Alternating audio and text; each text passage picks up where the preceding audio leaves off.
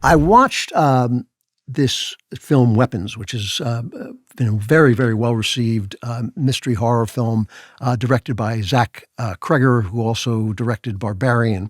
And I really enjoyed the film, and I think Zach Kreger is a tremendous talent. He's got a real storytelling ability, and the way he did it is great. The premise is great. Here's a little bit of the trailer, which gives you the premise. This is a true story that happened in my town. So this one Wednesday is like a normal day for the whole school. But today was different. Every other class had all their kids. But Mrs. Gandy's room was totally empty. And do you know why? Because the night before, at 2:17 in the morning, every kid woke up, got out of bed, walked downstairs, and into the dark. And they never came back. Really entertaining, really well told. Josh Brolin, always great. Julia Garner, I really like her. She's she's a good actress, and in this she plays a very unsympathetic character where the whole town is against her, but she has a lot of flaws. It's really interesting. Zach Kreger has a flaw, and it really hurts this film, and it really hurt Barbarians. He doesn't work out the MacGuffin. And when the reveal comes, when we find out what's going on, it's kind of a dud. With Barbarian, it had great opening half hour, great opening third, big reveal, and then it was just a crappy, Friday the 13th kind of movie. It was just like another film. It's a film we'd seen 100 times before. In this one, it is more original. It keeps you going longer, but a lot of opportunities for really good scares, creepiness were lost because the actual explanation wasn't that interesting and didn't really resonate and was never really explained. And there were a lot of dream sequences, which is the cheapest way to get scares because anything can happen, and where he could have figured out ways to have the scares come out of the actual situation if he had thought it out a little more. He's lazy about the MacGuffin. I think that's what it is. And I think it's going to change. I think he's going to make a great film. Alfred Hitchcock is the guy who defined the MacGuffin. And he said the MacGuffin in a movie is the thing that the spies are after, but the audience doesn't care. And we all know what that's like, the plans for the super weapon, the diamonds that they're going to use to finance a takeover of the government, whatever it is. And Hitchcock made it sound as if that didn't matter, but that's the way Hitchcock talked. He liked to play down the depth of his own filmmaking. He liked to say things like, I don't care about the meaning of the film, I just care about the scares, things like that. All untrue, just not true. It's just the persona he put forward to the public. The MacGuffin matters. I work with these things all the time, and they matter. And they don't have to be they have to be resonant. It has to be resonant. So just an example, last week I was talking about the new Jurassic Park film, and they're out to get blood from the dinosaurs because it's going to make a heart medicine that will save millions of lives. Do we care? No, we care about the dinosaurs chasing around, but it has emotional resonance. There can be scenes about it. They can talk about what they're going to do with the medicine because it matters. Medicine matters. It's emotionally resonant.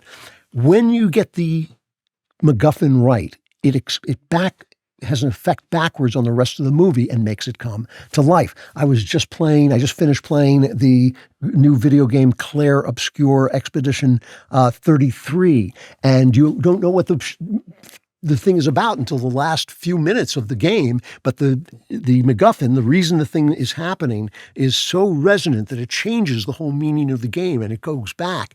And the greatest example of that is The Sixth Sense. Now, spoiler alert, if you've never seen The Sixth Sense, you should turn this off because I'm going to give it away, but it's amazing. It has this trick ending, a surprise ending.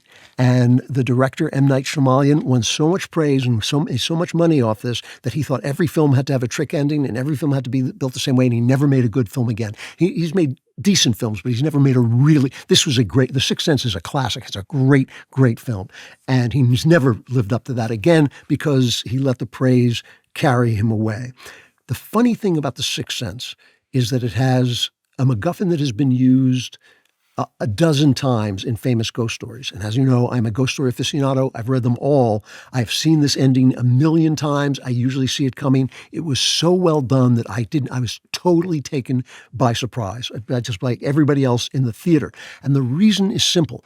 It's that if you took the surprise out of it, the story is still good. I've gone back and watched the movie again, knowing the ending. It's still a good story. It's a story of a psychiatrist who goes to treat a child with a very specific problem. And here's the famous scene where he finds out what that problem is. I want to tell you my secret now.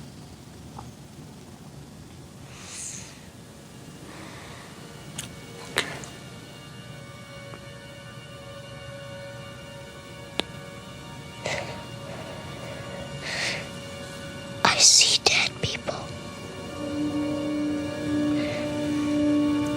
In your dreams? While you're awake?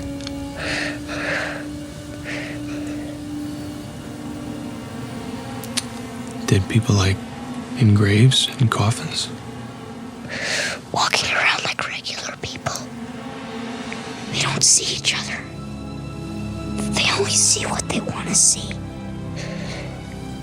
They don't know they're dead. It's a brilliant scene because what you're thinking is what Bruce Willis is thinking. Oh boy, this kid may be schizophrenic. This kid may really have a problem. He may be delusional. Do you see them in your dreams? No, I see them in real life. And you see the look on Willis's face. He's thinking, uh-oh, this is really bad. I thought this kid maybe just had emotional problems, but he may have a genuine mental disease. But of course, he's describing Willis himself. He doesn't know what he is. He doesn't know that he's dead. He doesn't know that this, and when you get to that, when you find out that the thing that he's looking for is himself instead of the answer to the boy who actually can see dead people, it changes the entire meaning of the story. It changes the valence of the story in the same way that at the end of Expedition 33, what you've been playing is changed.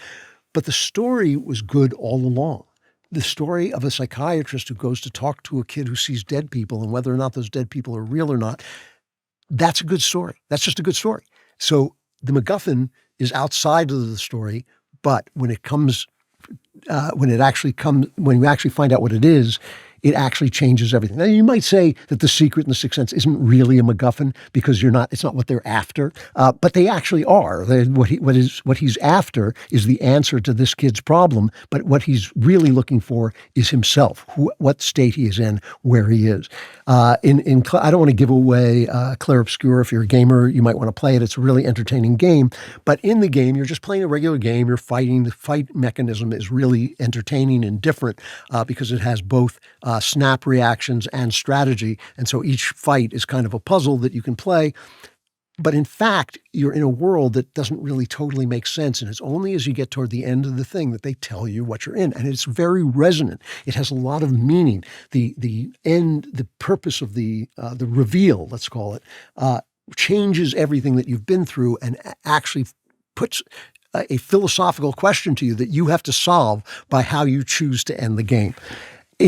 In Weapons, and I don't mean to pick on it because I just think the guy is so talented and I think he's going to go on to do great work, but I think that I'm worried a little bit that the overpraise will do what it did to M. Night Shyamalan, that he's being lazy about this, He needs to sit down and find out, well, what is the meaning of this story? The reveal in Weapons doesn't really give a new meaning, any more depth. It gives you some things to play with. It explains some things and not others. But he really needs to work on what the story is about. And by the way, as somebody who has written screenplays professionally and has made a lot of money out of it, I can tell you that when you get to that question, there is a real impulse like, well, I'll just explain it this way. I'll just explain it like this way. This will work. Because you want to hand the thing in. You've only got a few weeks to do the thing, and you want to get it in, and this is the hardest part.